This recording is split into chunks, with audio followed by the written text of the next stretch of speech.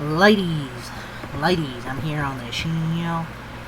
Do my second video here. We're gonna review Smackdown that happened tonight. Then after this, I'll do the Dodger game when that goes final, whenever it ends. Probably do an NFL news video, just the NFL news and wrestling probably to end the night. But yeah, let's talk about Smackdown. This was the final show before WrestlePalooza tomorrow. I'm not gonna lie, I don't know how the fuck I'm gonna watch this shit. I don't know why they went to the fucking ESPN app for like $30. It's fine how it was with like $10 on Peacock, but WWE's greedy as fuck. And I don't know how the fuck to get on the ESPN app. I mean, you have to fucking pay for it anyways, and my family isn't paying $30 fucking for a WWE PLE. Fucking everything's going to streaming nowadays. I'll just find a stream to watch. Family's not paying $30. But anyways, final show for WrestlePalooza. So, it was the last chance WWE had to hype its newest PLE. And, of course, they had ESPN supposed to debut next year. No, they had to debut it sooner. Yeah, about millions of people probably won't know how to fucking access this shit. So, Cody Rhodes and Brock Lesnar both advertised to appear. Sami Zayn, Carmelo Hayes was on that show. So, let's take a look at everything that happened here tonight. Get my thoughts here on that show. I mean, Friday SmackDown really included one really good match, a couple that were passable, I guess, and a ton of filler and ads. For WrestlePalooza, WWE clearly knows a lot of fans are confused about how to get this new ESPN service to watch the PLE, so it went overboard with ads trying to explain it during the show tonight. If you only have time to watch one thing from this episode, make it Sami Zayn vs. Carmelo Hayes, because it was the only standout match on this show. Everything else was either too quick or just not exciting. WWE's really trying to make WrestlePalooza feel like a really big deal, but right now it feels like any other event on the calendar. Like, we'll see if they manage to make it really good tomorrow, but it just feels like any other event on the calendar, and we know why why they did WrestlePalooza. It's to counter program AEW. Gotta be real here. Come on, that's the only reason they're doing this show. But I'm still confused about how to get the ESPN service to watch this shit. Because people are like, "Oh, if you have cable, it's free."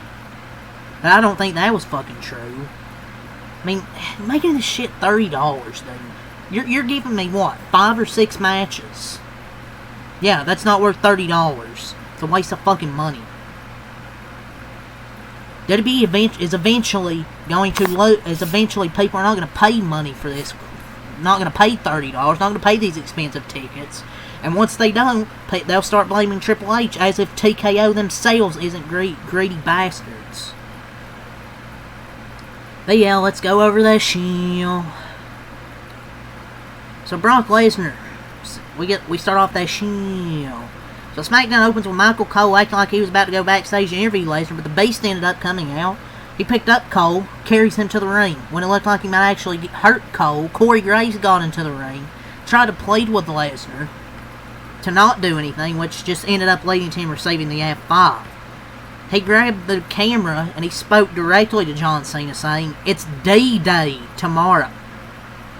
Pause. I'm coming for blood." He then proceeded to destroy the Prime display before giving Graves another F5. I mean, it's good to see Corey Graves take a bump. He hasn't took a bump in, what, 10 years? So, maybe he's going to come back and wrestle. I don't know. But, once again, no explanation. I'm going to keep saying it every time Brock Lesnar's in a feud. No, where's the explanation? I don't care. He's Brock Lesnar. He can do what he wants. That's not an explanation. The most important question is why? Why are you targeting somebody in wrestling, storyline-wise? It's like if you ask me, why am I doing YouTube? It's because I love sports and I want to come in here and talk about it every single day. So I've been watching sports since I was a kid. And watch a bunch of YouTubers that inspire me to come on here and do this. The question is why. That's always the biggest question. Why? And we haven't got one explanation in this feud. okay, this segment had the crowd's attention, but taking out an announcer who hasn't wrestled in years isn't exactly the best way to make him look unstoppable. He looked unhinged, but it would have looked a lot more dangerous had he taken out a tag team, dude. It's commentators. That being said, this wasn't a bad segment. It was short and sweet, which is something WWE's not always good at doing. So it was nice to see everything wrapped up without overstaying its welcome and not have a 20-minute promo segment. Which was good, not a fucking 20-minute promo. So, no matter how strong you are, picking up and carrying a grown man around the ring like Lesnar did to Cole would still be impressive. And then the way the officials all scurried out of the ring while Lesnar came back was pretty funny. But, I mean, it wasn't a bad segment. I just really don't know what to say more beyond that, honestly. Next, Charlotte Flair and Alexa Bliss versus Alba Fyre and Chelsea Green. And tonight, filling in on commentary, The Miz. Yes, The Miz was on commentary, I think. So the first match was Charlotte Flair and Alexa Bliss battling Chelsea Green and Alba Fyre for the tag titles. Does anybody care? So the Queen and Green started for their teams, but Bliss tagged in after about 30 seconds for some double team spots. Fire helped Green bring Bliss to their corner so they could return the favor. The Miz joined the commentary table during the break. We returned to see Flair being yanked off the apron by Fire to avoid a tag by Bliss. When the Queen finally got the tag, she came in and started chopping everything in sight. It was a decent match it was a decent match with some fun moments, but the ending was pretty predictable, honestly. Flair and Bliss retained. I mean, you know they're going to retain, but they put up but obviously, I guess they made Alba Fyre and Chelsea Green look strong. Won't be the worst thing for them to, like, dethrone the champs eventually at some point, but I don't care about the tag titles, dude. Like, I don't. So, Alba Fyre was dealt a bad hand after Isla Dawn was released when they released her, but it's been great to see. I guess she's thrown herself into this version of her character. The commercial break happened so early in the match. I hate when they do these commercial breaks, dude. Like, I don't care that much for this match, but it makes it even harder to get into when we get about a minute. When we get about a minute before an ad for tacos or Halloween candy. I mean, they have so many commercials at the start of these matches. Like, you don't gotta have a fucking commercial every, like, minute, dude.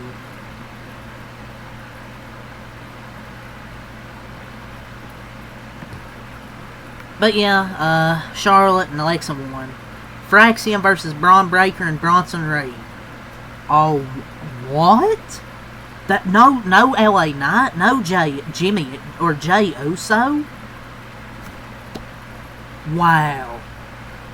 So Fraxium came to the ring for a match, but they were immediately taken out by Breaker and Reed. Paul Heyman got in the ring with a mic, but as he was giving a promo, Nathan Frazier and Axiom went after the man who attacked him. Nick Aldis came out and said on his show that when someone starts a fight, they have to finish it, so he booked them for a tag match. Fraxium got in minimal offense in this one. They had some short bursts, but it was mostly a domination match. Reed got the pin. This was too short to be made anything special, and it's kind of a shame because Fraxium's a very damn good tag team. But it made the Brawns look like beasts. The Usos, they made an appearance on the big screen, taunting Breaker and Reed. Breaker and Reed defeated Fraxium. Yeah. So, Breaker's really good at selling just enough to make his opponent's offense look good while he's still allowing himself to look like a monster. But the Bronsons look dominant. And also during this, Lesnar and Paul Heyman had some backstage segment. Oh boy, what am I supposed to be excited for? Brock Lesnar joining the Vision? Yeah, that doesn't make me any excited at all. Is Heyman supposed to be on the speakerphone, or does he just not know how to hold a phone when talking to her? Fucking holding the phone. But yeah, that was whatever. Women's title match was booked.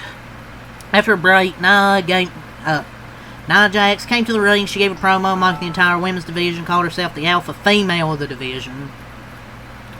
Timmy Shrink came out and offered rebuttal, said everyone was sick of Jax running her mouth, pretending she runs the division. Jade Cargill came out and beat up a few officials before she was held back from getting to the ring to Jax. Aldis showed up, so there will be a triple threat match for the women's title next week with the three of them. This is a pretty paint-by-number segment to set up a match, but at least Cargill got to hit a few people, but... I'm sick of the just boringness of the women's division on SmackDown. You're not helping Tiffany's reign by giving her Nia Jax and Jade Cargill over and over and over and over and over. Can you get somebody new? I mean, Nia Jax has had multiple shots at the title. Jade Cargill's had, 2 shots at the title, lost twice. Or no, it was a double count out last week. Still, 2 shots at the title. Just move on to somebody new. Like, be creative, for fuck's sake. WWE ran multiple segments trying to explain how to use the new ESPN app, but they conveniently forgot to mention the cost for people who don't have ESPN through one of the approved providers. They've never explained, like, to me, like, how fuck to use it. I'm just gonna watch a stream, dude. Fuck trying to figure out this shit. I'm not part of the nerd community. Bugs Bunny 2 sticking out. Fucking nerds. Carmelo Hayes versus Sami Zayn. This was a great match here. To nobody's surprise, Melo and Zayn put on a really good show. They're both known for their ability to have exciting matches. So putting them together was practically a guaranteed recipe for a great match. Really the best thing on this show. Not even close. Zayn retained the belt with a blue thunder bomb. Surprisingly, The Miz did not try and get involved at all. But yeah, Sami Zayn defeats Hayes to retain the United States... I don't know, was this for the United States title? I don't know. Oh yeah, he defended his United States Championship. But also in this, The Miz brought a lot of energy to the commentary table throughout the show. He wouldn't be good in this role weekly like this, but it was a nice change of pace. But yeah, that was a good match. Contract signing at the end. Rhodes and McIntyre. I mean, it was a pretty tame segment. Even the crowd didn't seem too excited about it. The show went off the air with McIntyre hitting Rhodes with a big boot and then stomping on his head. Pretty tame segment to end it there. The video for Cena and Lesnar took up an entire segment by itself. And during a backstage segment, Damian Priest threw Kit Wilson through a wall. SmackDown was 5 out of 10. It was pretty boring for the most part. Besides that, Sami Zayn